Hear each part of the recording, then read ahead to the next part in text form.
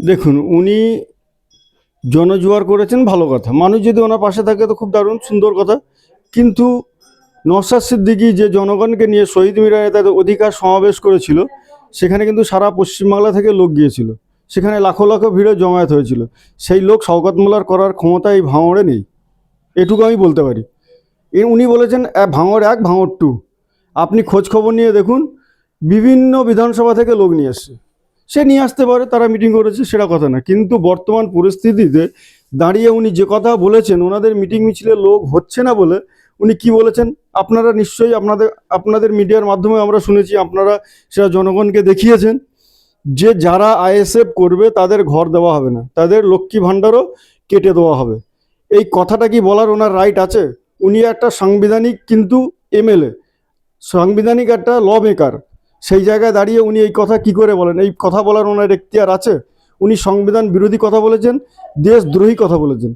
একটা এমএলএ হোক আর যে সরকারি হোক না কেন, জনগণের প্রাপ্য বুঝিয়ে দেওয়া এটা হলো তাদের নৈতিক দায়িত্ব। আমি জনগণ নির্বাচিত করি কেন? যে আমাদেরকে ভালো দেখবে, যে জনগণকে ভালো দেখবে, তাদেরকে তারা নির্বাচিত করবে। তাহলে আজকে বুঝতে হবে জনগণ ওদের পাশে নেই বলেই উনি এই কথাটা বলছেন, মানুষকে ভয় দেখিয়ে ওনার মিছিলে নিয়ে যাওয়ার জন্য। মানুষ অত আর বোকা নেই, ওনার ভয়ের উপরে ভিত্তি করে মানুষ লুকিয়ে বসে থাকবে। আমরা পাড়ায় পাড়ায় শুনেছি ওনাদের মেম্বাররা গিয়ে বাড়ি বাড়ি বলে এসছেন, যদি মিছিলে না যাও, মিটিংয়ে না যাও, তোমাদের লক্ষ্মীর ভাণ্ডারটা কেটে দেওয়া হবে। তোমরা লক্ষ্মী ভাণ্ডার কেটে দেবে, এই জনগণই তোমাদের নাম তোমাদের খাতায় থেকে কেটে দেবে। 26-এ আপনারা রেডি হয়ে থাকুন। নওশাদ সিদ্দিকী তো শওকত মোল্লাকে 1 সপ্তাহ টাইম বেঁধে দিলেন। সে তো 100 বার তিনি 1 সপ্তাহ টাইম দিয়েছেন। বিডিও সাহেব যদি এটাকে নিয়ে না চিন্তা ভাবনা করেন, যদি জনগণের পয়সা না দেন, তার জন্য আইনের দরজা খোলা আছে। আইনের চর কীভাবে খাওয়াতে হয় নওশাদ সিদ্দিকী সেটা জানে। এর আগেও দেখেছেন, আইনের চর খেতেই হবে না দেখে, কেন? আইন বিরোধী কথা বলেছেন। আর এই যে বিডিও সাহেব আটকে রেখেছেন এখন অবধি, আমি বলবো অতি তাড়াতাড়ি টাকাটা জনগণের দিয়ে দিন, নাহলে আপনাকেও ওদের চক্করে পড়ে, ওদের কথা শুনে আপনাকেও সেই আইনের থাপ্পড় আপনাকেও খেতে হবে। আপনাকে চাকরি করতে হবে 60 বছর। এই সরকারটা 5 বছর থাকবে কি থাকবে না তার কোনো গ্যারান্টি নেই।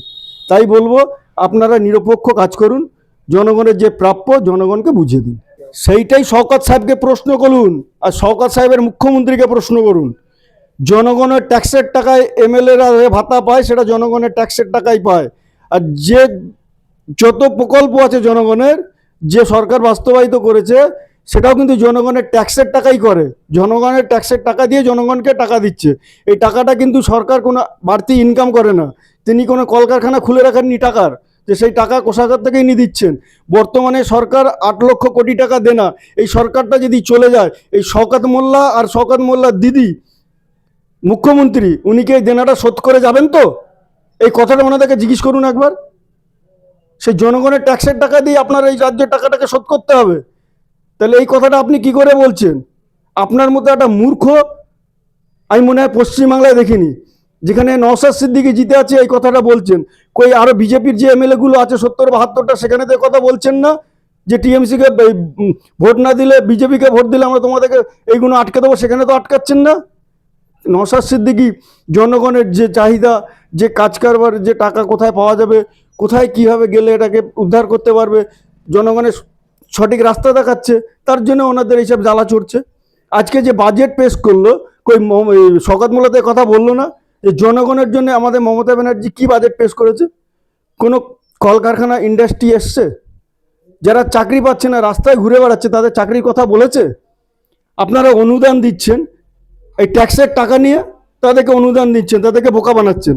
আরে জনগণের টাকা তো জনগণকে দিতেই হবে, এটা তো আপনার দায়িত্ব, এটা তো আপনার নৈতিক দায়িত্ব। তারপরে কথা বলেন কি করে? আপনি ভাতা দিচ্ছেন, ভিক্ষা দিচ্ছেন। ভিক্ষা বন্ধ করুন না, প্রত্যেকটা বাড়ি বাড়ি একটা করে কাজ দিন না। এই কাজটা করছেন না কেন? যারা চাকরির জন্য আপনি ফর্ম ছাড়লেন না, সেই ফর্মগুলো ফিল আপ করলো, মাদ্রাসা শিক্ষক, আরও শিক্ষক আছে, তারা আজ অবধি চাকরি পাচ্ছে না কেন? এই এই প্রশ্নটা তো করছেন না আপনারা। আপনাদের সৎ সাহস নেই।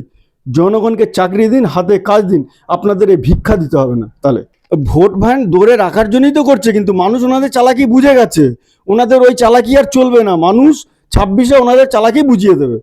ভোট ব্যাংকের জন্যই তো করছে, নাহলে করবে? আজকে চিন্তা করুন না, জিনিসপত্রের দাম হু করে বাড়ছে। বিদ্যুতের বিল আমরা 5 বছর আগে কত টাকা দিচ্ছিলাম, কত টাকা ইউনিট ছিল? বর্তমানে কি হয়েছে? প্রত্যেকটা জিনিসের উপরে ট্যাক্স বেড়েছে, প্রত্যেকটা জিনিসের দাম বেড়েছে।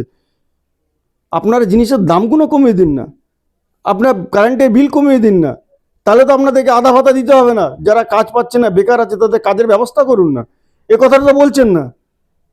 তাদেরকে কিছু পয়সা দিয়ে তাদের গোলাম বানিয়ে রাখার চেষ্টা করছে, আর কিচ্ছু না। যে আমাদের পিছনে পিছনে ঘুরবে, আমরা ভাতা দিয়ে বলবো আমাদের সরকার ভাতা দিয়েছে। আরে তোমার সরকার দেখ আর যেই দেখ, জনগণের ট্যাক্সের টাকাই আপনি দিচ্ছেন। আপনি কোথাও আপনার এমএলএ ফান্ডের টাকা দিয়ে দিচ্ছেন না। আপনার মাইনেটা বলেছেন যে আমরা জনগণের জন্য আজকে 5 মাসের মাইনে আমরা এমএলএরা নেব না, আমরা তাকে দিয়ে দিচ্ছি।